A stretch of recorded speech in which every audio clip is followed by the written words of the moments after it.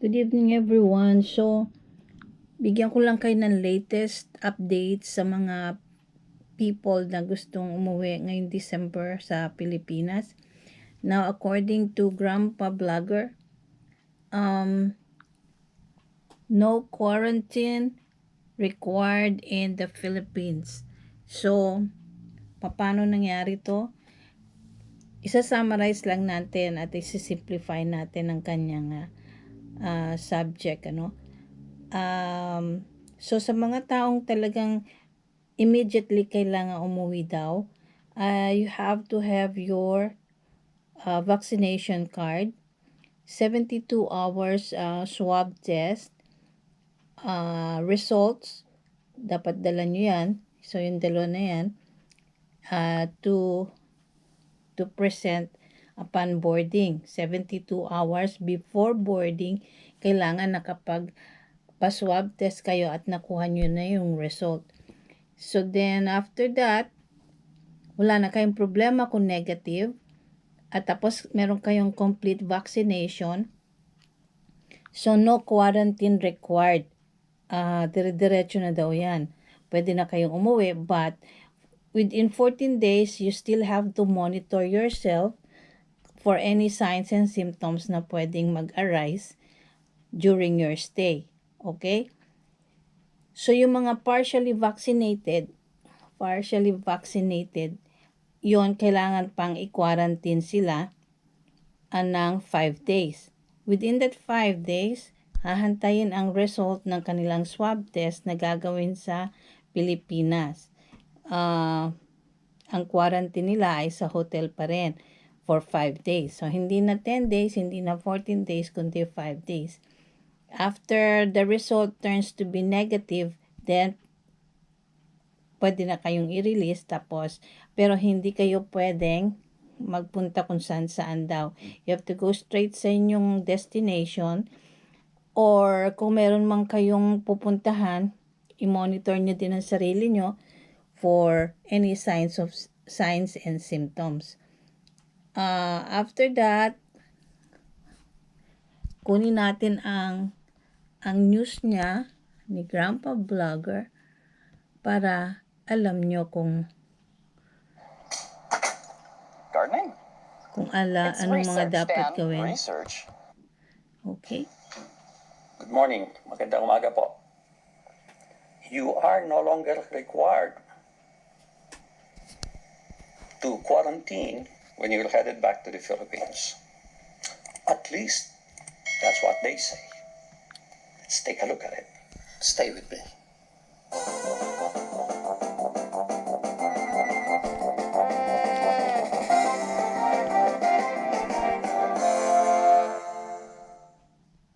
There are a lot of news floating around, saying that, hey, you're no longer required to quarantine if you're fully vaccinated. First of all, if you are fully vaccinated. But is that really true? Partially, yeah. Okay, is that really true? So, i-interview tayo ng mga people na nagbalikbayan who underwent the same procedure especially mga galing ng US. Dito daw sa US ay wala pang digital card na pwedeng i-present sa Philippines upon arrival, no? So, ang dapat daw natin gawin ng mga manggagaling ng US is dalahin ang vaccination card at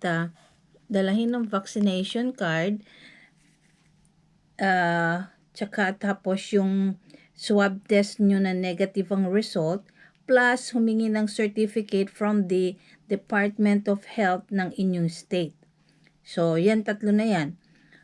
Or, kumuha ng certificate of vaccination kung saan yung pinagkuhaan nyo ng vaccine o kung saan kayo binigyan ng vaccine o ng vaccination. Yung mga yon ang pwede nyo i-present sa Philippine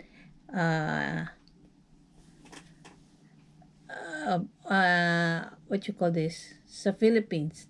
So, after that, kung meron na kayong mga ganyan documents, kahit wala tayong digital card, pwede na. kasi wala naman tayo maipipresent. But ang advice ni Grandpa the Vlogger, you might as well hold your urge to go home to the Philippines kung wala pa tayong digital. Kasi baka kung ano-ano pang hanapin. Pero kung dala mo naman yung documents, gusto mo mag-risk, sige, go ka na rin. But for those na what you call this, mga partially vaccinated people, talagang kailangan mag-underwent ng swab test at ma-quarantine ng 5 days. Okay. So, yun lang. To simplify yung requirements, yun lang ang kailangan. Galing sa US yan, ha? Okay. Pakinggan natin siya. Yes. But to a great degree, it is not. Let's take a look at it and see. Under IATF Resolution 143 issued on Wednesday, arriving passengers who are qualified for green lanes no longer need to observe a mandatory quarantine upon arrival in the Philippines so long as they are fully vaccinated and test negative for COVID-19. This is as of yesterday, Philippine time. According to the resolution, fully vaccinated Filipinos and foreign must yield negative PCR tests within 72 hours before they depart from the country of origin. Before you board a plane, 72 hours before you should get a PCR test. Returning Filipinos may also opt to undergo a facility-based quarantine until the release of their negative PCR test result taken in the quarantine facility upon arrival. So this applies to people, for example, who already have reservation and flew, let's say, today or tomorrow. Well, they were not aware of this. As soon as you arrive in the Philippines, you don't have a PCR test, well, you have to quarantine yourself to get the PCR test. When you get the PCR test, as soon as the test results are out, you can go home. Okay? But for those people who are able to to get the test before they board the plane, they arrive there with the PCR test, you don't have to quarantine yourself. Nice, huh? Nice. Very nice. Arriving passengers who are no longer required to undergo quarantine are advised to self-monitor for any symptoms until the 14th day. So you still have to monitor yourself until the 14th day. Okay guys, so narinig niyo yung sinabi niya. Same ng sinabi ko. So,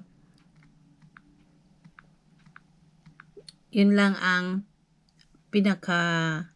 kailangan para ma-meet natin ang requirements sa pagpasok natin ulit sa Pilipinas. Okay? Yun lang. Para wag na masyadong i-complicate ang mga news, no? So summarize natin ulit. Kung meron kang vaccination completed, have your card, get a certificate from the Department of Health ng inyong state kung saan kayong galing o kung saan nyo nakuha ang vaccination. Number 3,